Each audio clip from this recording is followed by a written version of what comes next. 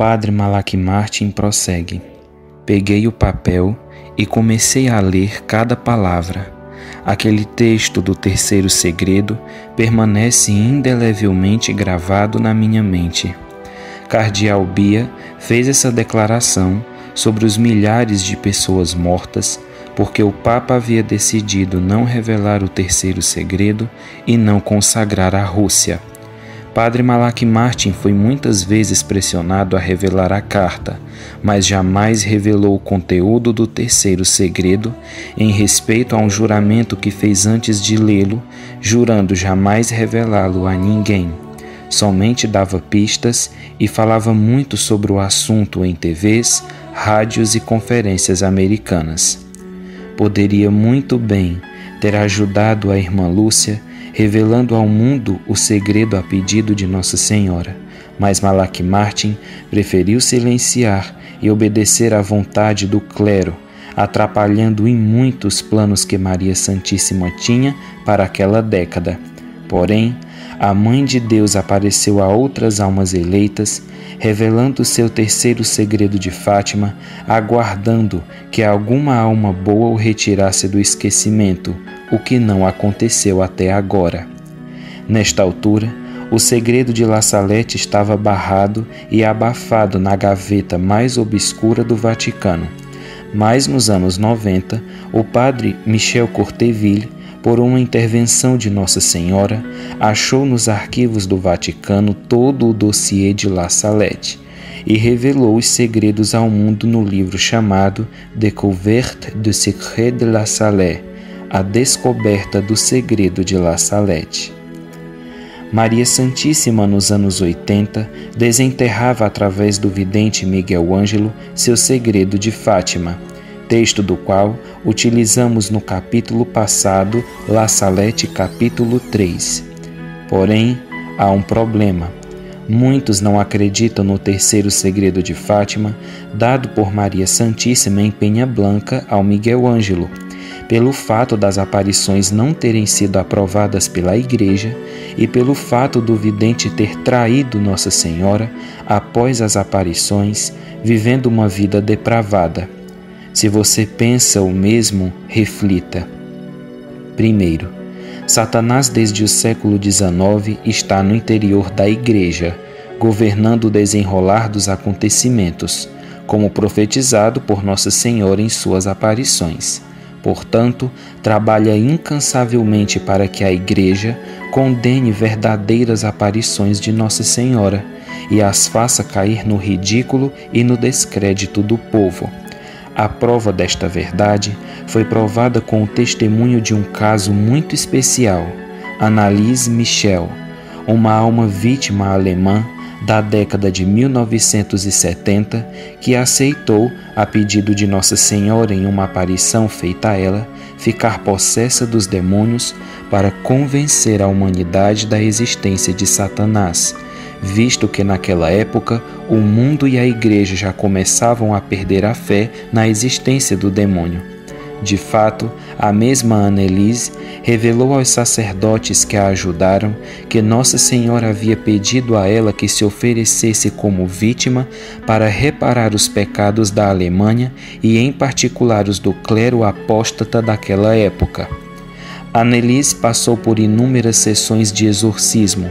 Possuída de muitos demônios, eles revelavam por ordem de Deus e para a maior humilhação deles muitas curiosidades e verdades para que toda a humanidade se convertesse. Todo este material encontra-se na internet, principalmente os áudios dos exorcismos, onde eles revelam as verdades da fé católica e de sua ação maléfica no mundo.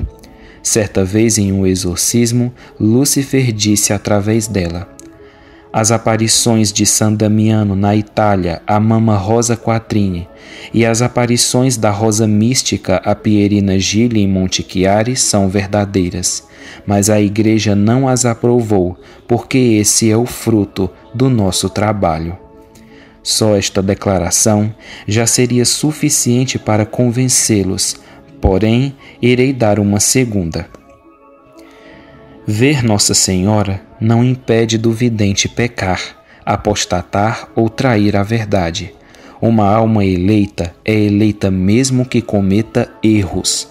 A prova disso foram tantos testemunhos do Evangelho que traíram a Deus, mas não perderam sua eleição. Infelizmente, Miguel Ângelo voltou para o mundo, largando Nossa Senhora.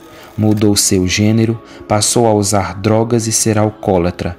Porém, sua conduta não invalida as verdadeiras aparições que teve e que foram aprovadas com tantos milagres e sinais irrefutáveis. Terceiro, depois desta declaração do demônio através do exorcismo de Annelise, negar a verdade do terceiro segredo revelado em Penha Blanca é pecar contra o Espírito Santo, que não terá perdão jamais.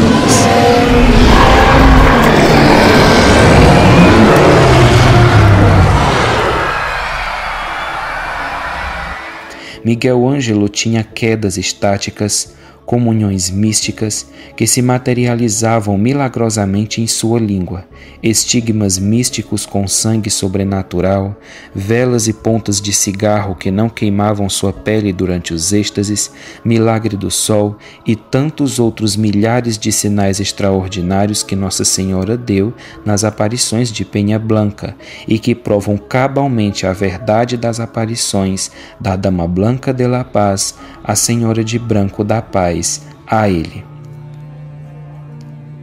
O terceiro segredo de Fátima foi revelado por Nossa Senhora com a programação de ser revelado ao mundo em 1960. Em 1941, a irmã Lúcia declarou que ainda não tinha permissão para revelá-lo. Apenas o Papa teria acesso à carta.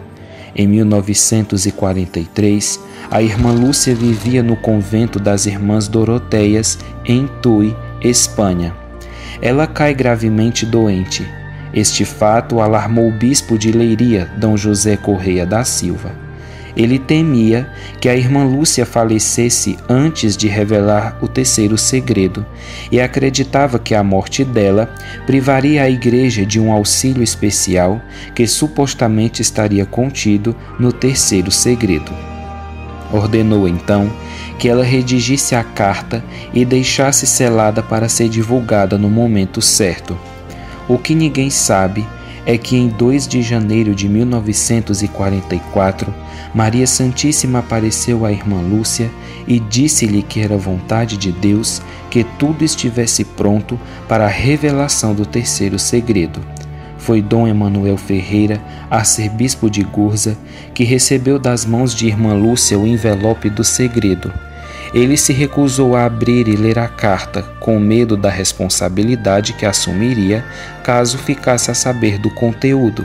Sabendo disso, a irmã Lúcia fez Dom Emanuel prometer que a carta deveria ser aberta e lida ao mundo ou quando ela morresse ou por altura de 1960. Em 1946, o cônego Bartas perguntou à irmã Lúcia o porquê esperar até 1960. Ela respondeu-lhe, porque a Santíssima Virgem assim o quer. E também porque neste tempo tudo seria mais claro, segundo a irmã Lúcia disse anos mais tarde. Porém, Maria Santíssima salientou em muitas aparições daquela década que a maçonaria havia se infiltrado na igreja. Os agentes do mal e do anticristo estavam começando a invadir silenciosamente o Vaticano. Não se tratava de invadir ou destruir a igreja, até porque isso é impossível, mas mudá-la de dentro para fora. Isso de fato aconteceu naquela época. Portanto, a anti-igreja tinha influência principalmente nas decisões do Papa e certamente impediram que a Rússia fosse consagrada ao Imaculado Coração de Maria e que os segredos de Fátima fossem revelados. Estes inimigos estão lá até hoje. Planejam levar a cadeira de São Pedro a um Papa mau, que mudará radicalmente a Igreja e alinhará a fé católica à nova ordem mundial. Será este o falso profeta profetizado em La Salette? Talvez.